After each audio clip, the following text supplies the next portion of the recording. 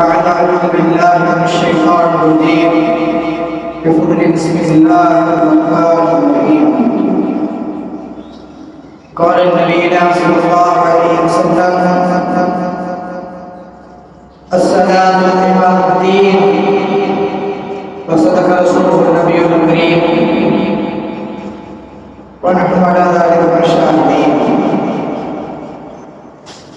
அரசாட்சி தமதாக்கிய அரசாட்சி நபியாக்கிய அழகாட்சி புரிகின்ற பேரரசனாகிய அல்லாஹ்விற்கு எல்லா புகழும் புகழ்ச்சியும் உரித்தாவதற்காக இன்னும் பெருமானார் ரசூலுல்லாஹி ஸல்லல்லாஹு அலைஹி வஸல்லம் அன்னவர்கள் மீதும் அன்னவர்களின் வாழ்க்கை வழிமுறைகளை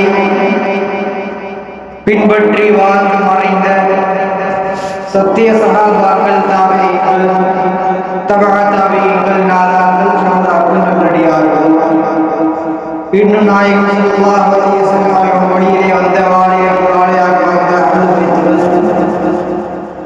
இப்படியாக அவர்கள் உம்மத் வந்த நாம் அனைவரின் மீதும் அல்லாஹ்வினுடைய ஒற்றாக்கருணை என்றும் குன்றாமல் என்று நிலவட்டுமாக.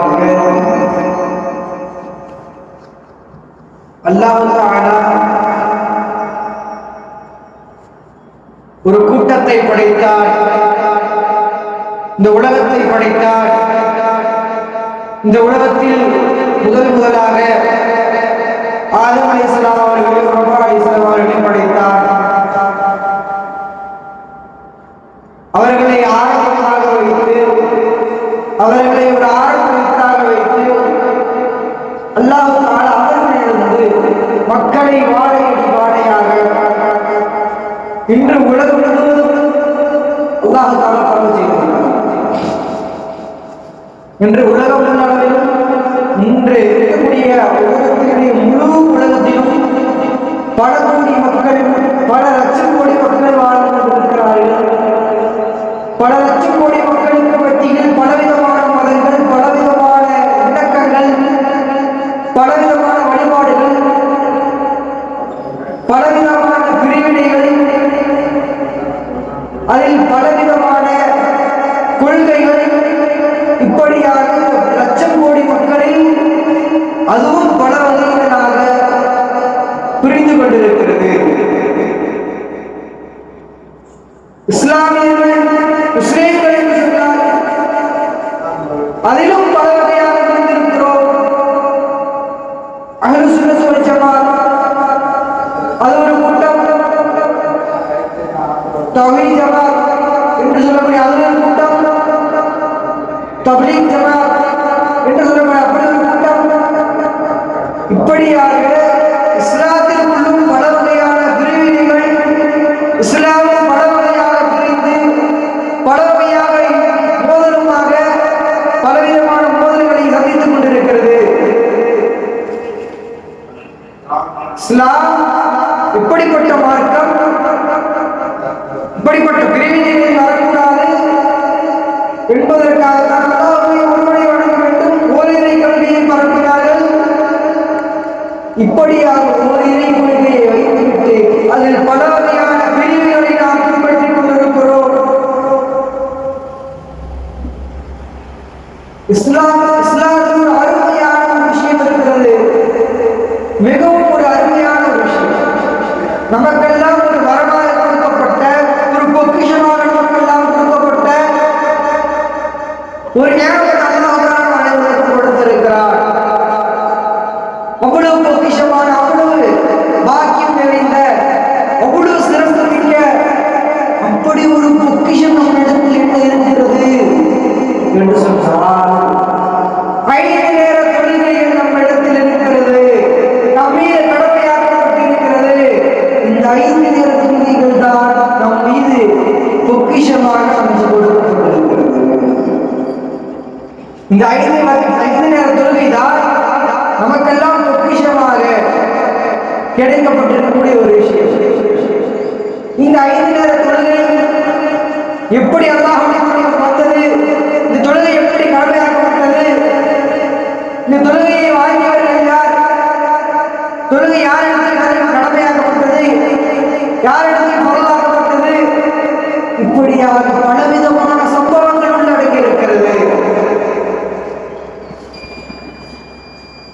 நபிகள் நாயகம் ஸல்லல்லாஹு அலைஹி வஸல்லம் அவர்களுக்கு மிஹ்ராஜுடைய பயணம் என்று ஒரு பயணம் ஏற்பட்டது. மிஹ்ராஜுடைய பயணத்திலே நபி ஸல்லல்லாஹு அலைஹி வஸல்லம் அவர்கள் அல்லாஹ்வை சந்திக்க சென்றார்கள். எவ்வளவு நேரம் அல்லாஹ்வை சந்திக்க வேண்டும் என்று சொன்னால் உலகத்திலிருந்து பூமியிலிருந்து எத்தனை வானங்கள் இருக்கிறது, எவ்வளவு தூரங்கள் இருக்கிறது, மேலே அத்தனை மேல்களையும் தாண்டி அல்லாஹ்வை பார்த்துவிட்டு ஒரு இது போன்ற ஒரு பொக்கிஷத்தை நமக்காக நபிகள் ஸல்லல்லாஹு அலைஹி வஸல்லம் காண்பித்தார்கள். இப்படிப்பட்ட ஒரு பொக்கிஷத்தை எந்த நேரத்தில் வாழ்கிறார்கள் தெரியுமா? நபி ஸல்லல்லாஹு அலைஹி வஸல்லம் அவர்கள் படுத்திருந்த இருக்கையுடைய சூடுகள் ஆறவில்லை, அவர்களுடைய வீட்டு தாப்பாளுடைய ஆட்டம் நிற்கவில்லை. அந்த தாப்பால் ஆடினால் அவர்களுடைய படுக்கையுடைய சூடு குறைவதற்கு முன்னால் நபிகள் நாயகம் ஸல்லல்லாஹு அலைஹி வஸல்லம் அவர்கள் மிஹ்ராஜுடைய பயணம் சென்று வந்து விட்டார்கள். அப்படி என்று சொன்னால் கண்ணுக்கு நேரத்தில் வந்தார்கள் என்று அர்த்தமல்ல. அந்த நேரத்தில் முழு உலகையும் இந்த முழு உலகத்தை அல்லாஹ் நிப்பாட்டி விட்டார். எல்லாம் சாட்சியாயிருக்கு, எல்லாமே அப்படி நின்று போயிடுச்சு. இந்த உலகம் முழுவதும் நின்றுச்சு.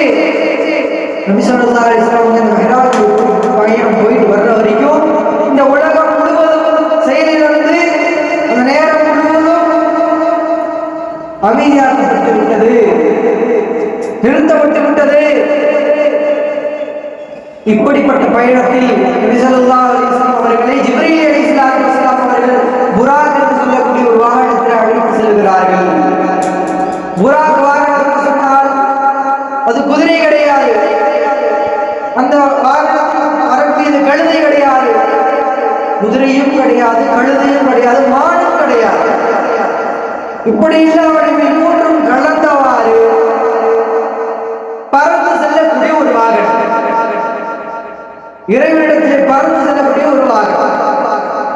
அந்த வாகனத்திலே நபி ஸல்லல்லாஹு அலைஹி வஸல்லம் அவர்களும் ஜிப்ரீல் அலைஹிஸ்ஸலாத்து வஸலாம் அவர்களும் செல்கிறார்கள். ஒவ்வொரு வாகனமாக செல்லும் பொழுதும் மலக்குமார்கள் கேட்கிறார்கள், இவர் யார்? ஜிப்ரீலே, இவர் யார்? இவர்தான் நம்மளுடைய இறுதி நபி முஹம்மது நபி ஸல்லல்லாஹு அலைஹி வஸல்லம். இப்படியாக 7 வாகனங்களை கடந்து செல்கிறார்கள். ஒவ்வொரு வாகனத்திலும் மலக்குமார்கள் இவர்களை பற்றி கேட்கும் பொழுது ஜிப்ரீல் அலைஹிஸ்ஸலாம் அவர்கள் இவர்களை பற்றி விளக்கம் கூறிக்கொண்டே வருகிறார்கள். பிறகு 7வது வாகனத்தை அடைந்த பிறகு ஜிப்ரீல் அலைஹிஸ்ஸலாத்து வஸலாம் அவங்க சொன்னாங்க, நாயகமே, இதற்கு மேல் எனக்கு அனுமதி இல்லை, உள்ளே வருவதற்கு எனக்கு அனுமதி இல்லை, நீங்கள் செல்லுங்கள்.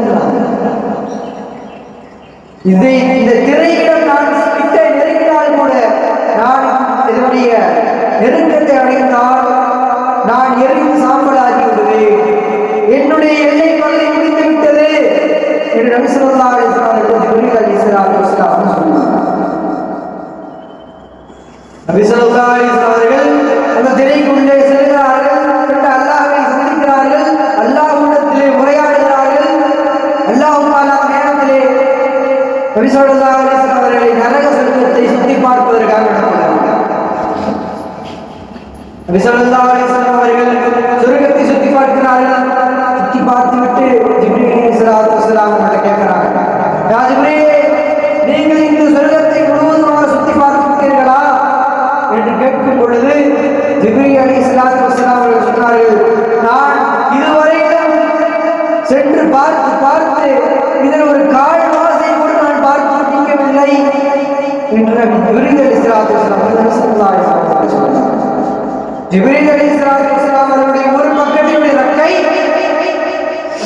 இந்த முழு உலகம் 10 மடங்காக இருந்தால் எவ்வளவு பெரியதாக இருக்குமோ அத்தகைய இடத்தை அவர்களுடைய ஒரு இறக்கை பகுதியை கொண்டு அவர்கள் பார்த்து, அப்பொழுது அவர்கள் பல வருட காலங்களாக பார்த்து சொர்க்கத்தினுடைய கால் வாசியை கூட பார்த்து முடிக்கவில்லை என்று சொல்கிறார்கள் என்று சொன்னால், அல்லாஹ் அப்பொழுது சொர்க்கத்தை இவ்வளவு பிரம்மாண்டமாக எவ்வளவு பெரியதாக அல்லாஹ் ஆக்கி வைத்திருக்கிறார்.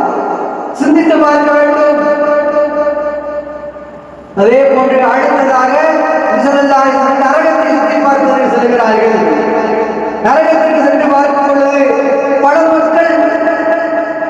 கதறி கொண்டிருக்கிறார்கள், நரக வேதனை அனுபவித்துக் கொண்டிருக்கிறார்கள். அதில் ஒரு மனிதர்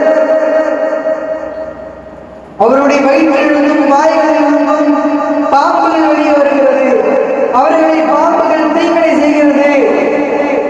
இதை பார்த்து கேட்கிறாங்க, ராஜபுரியிலே இவர்கள் என்ன பாவம் செய்தார்கள்? இப்படிப்பட்ட ஒரு இப்படி அனுபவித்துக் கொண்டிருக்கிறார்களே.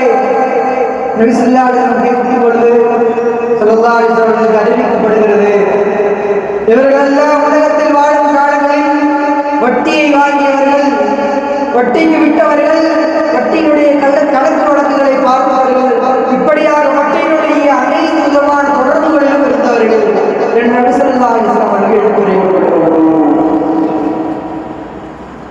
அப்பொழுது எல்லாம் முடித்துவிட்டு நபி ஸல்லல்லாஹு அலைஹி வஸல்லம் அவர்கள் அல்லாஹ்விடத்தில் வருகிறார்கள், உரையாடுகிறார்கள். அவர்கள் உரையாடலுக்கு பின்னர் அல்லாஹ் தஆலா அவர்கள் ஒரு பரிசாக மஹராஜுடைய பயணத்தை நினைவூட்டுவதற்காக அந்த நேரத்தில் அல்லாஹ் தஆலா பரிசளிக்கிறார். 50 வக்து தொழுகைகளை அல்லாஹ் தஆலா பரிசளிக்கிறார். அந்த 50 வக்து தொழுகைகளை பெற்றுக்கொண்டு நபி ஸல்லல்லாஹு அலைஹி வஸல்லம் கீழே வருகிறார்கள். வரும் பொழுது நபி மூஸா அலைஹிஸ்ஸலாம் வந்து பார்க்கிறாங்க. மூஸா அலைஹிஸ்ஸலாம் சொல்றாங்க, நபியே, உங்களுடைய உம்மத்தார்கள் இந்த 5 வக்து தொழுகைகளை கடைபிடிக்க மாட்டார்கள், வித்திரவன் தொழுகைலாம் தொழுக மாட்டாங்க, வேணாம் போய் குறைச்சிட்டு வந்துருங்க அல்லாஹ்னு சொல்லி நபி ஸல்லல்லாஹு அலைஹி வஸல்லம் அல்லாஹ்விடத்தில் செல்கிறார்கள். மீண்டும் அல்லாஹ்விடத்தில் உரையாடுகிறார்கள். தொழுகையை குறைக்கிறார்கள். 45 வக்து, 5 வக்து குறைத்து 45 வக்து. மீண்டும் கீழே வருகிறார்கள். மீண்டும் மூஸா அலைஹிஸ்ஸலாம் சொல்கிறார்கள், இதையும் உங்களுடைய உம்மத்தார்கள் தொழுக மாட்டார்கள். விசராஜன் திரும்ப போறாங்க. எப்படியாக பலமுறை 9 தடவை சொல்கிறார்கள். சென்று 5 குறைத்து இறுதியாக வெறும் 5 வக்துகளை நபி ஸல்லல்லாஹு அலைஹி வஸல்லம் பெற்று வருகிறார்கள். அப்பயும் மூஸா அலைஹிஸ்ஸலாம் அவர்கள் சொல்கிறார்கள், நபியே, இதையும் உங்களுடைய உம்மத்தார்கள் முழுமையாக தொழுக மாட்டார்கள். விசராஜன் சொல்றாங்க, ஓ மூஸாவே, இதற்கு மேல் நான் குறைப்பதற்கு எனக்கு வெட்கப்படுகிறேன். இதற்கு மேல் இந்த 5 வக்துகளை குறைப்பதற்கு நான் வெட்கப்படுகிறேன்.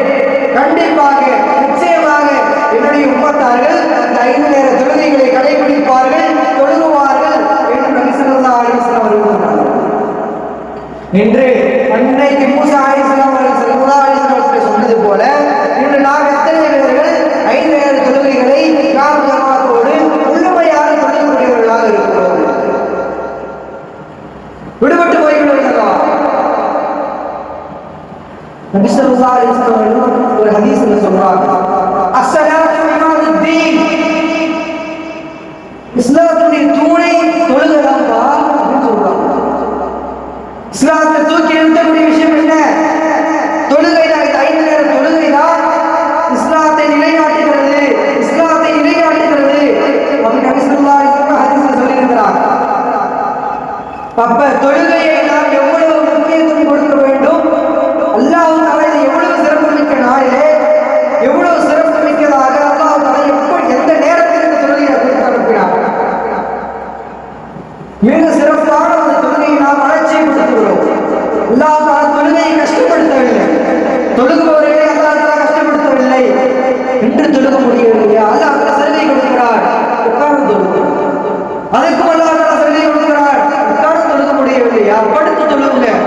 அல்லாஹ் தஆலா அதிலும் சலுகை கொடுக்கிறார், படுத்து கைகாலை கூட அசைக்க முடியவில்லையா? கண்களால் தொழுகுங்கள். அல்லாஹ் தஆலா தொழுகையை மிக லேசாக அல்லாஹ் தஆலா ஆக்கி வைத்திருக்கிறார்.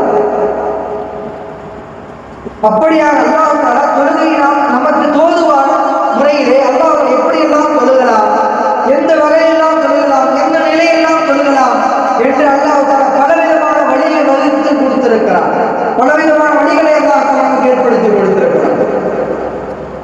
அல்லாஹ் தஆலா இவ்வளவு லேசான வழியை நமக்கு ஏற்படுத்தி தந்திருக்கும் பொழுது 5 நேர தொழுகைகளை நாம் தவறாமல் தொழுக வேண்டும் அல்லவா? கண்டிப்பாக நாம் தொழுக வேண்டும். தொழுகையில ஒரு முக்கியமான ஒரு விஷயம் இருக்கிறது. ஹனஃபி மதுஹப்ல நம்மளுடைய ஹனஃபி இமாம் ஒரு சட்டம் எழுதுறார். என்ன சட்டம் எழுதுறாருன்னு சொன்னா, தொழுகையில அதாவது இப்ப லுஹருடைய தொழுகை இருக்குது, 2வது ரக்காத்துல அத்தஹியாத்து போடுவோம், 4வது ரக்காத்துல அத்தஹியாத்து போடுவோம். 2வது ரக்காத்துல நம்ம அத்தஹியாத்தை மட்டும் ஓதிட்டு எழுந்திருச்சிருவோம். அதே போல அசருடைய தொழுகை, மஹரிபுடைய தொழுகை, இஷாவுடைய தொழுகை, இந்த 4 ரக்காத்துக்கு 3 ரக்காத்துல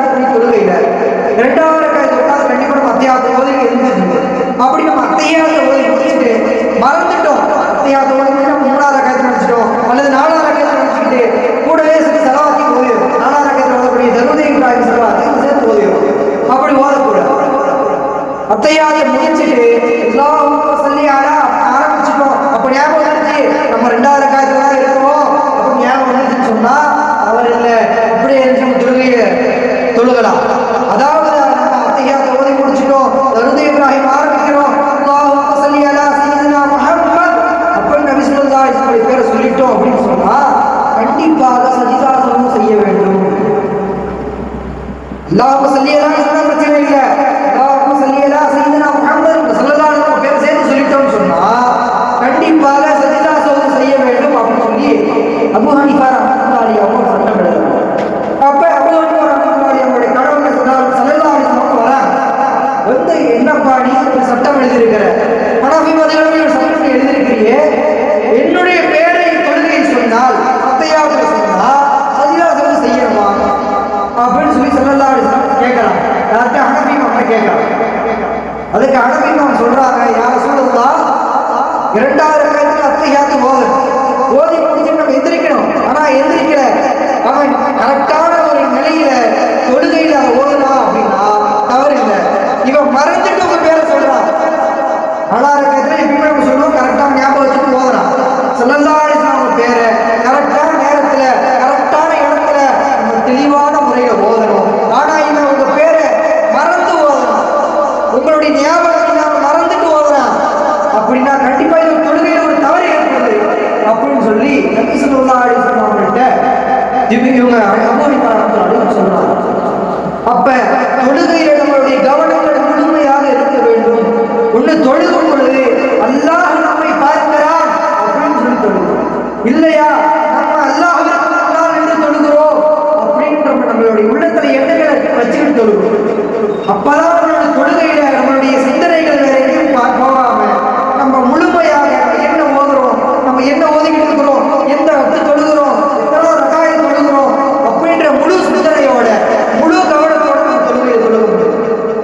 இன்ஷா அல்லாஹ் தஆலா கண்டிப்பாக முழுமையான முறையிலே தொழுகையை கடைபிடிக்கக்கூடிய பாக்கியத்தை அல்லாஹ் தஆலா நம் அனைவருக்கும் தர வேண்டும். அல்லாஹ் சுப்ஹானஹு வ தஆலா தொழுகையினுடைய அனைத்து விதமான கட்டமைப்புகளையும் தவறாமல் பின்பற்றி தொழுகையினுடைய வரைமுறைகளை பின்பற்றி 5 நேர தொழுகைகளை கலா இல்லாமல் இமாம் ஜமாத்தோடு தொழுகக்கூடிய பாக்கியத்தை அல்லாஹ் தஆலா நம் அனைவருக்கும் தந்தது புரிய வேண்டும். அல்லாஹ் தஆலா நம் அனைவருக்கும் இந்த தௌஃபீக் செய்வானாக. மன்னிக்கும் பொழுது லா இலாஹா இல்லல்லாஹ் முஹம்மது ரசூலுல்லாஹ் என்று சொல்லக்கூடிய உன்னத கலிமாவை சொல்லுவதற்காக நம்முடைய அல்லாஹ்விடத்தில் செல்லக்கூடிய பாக்கியத்தை அல்லாஹ்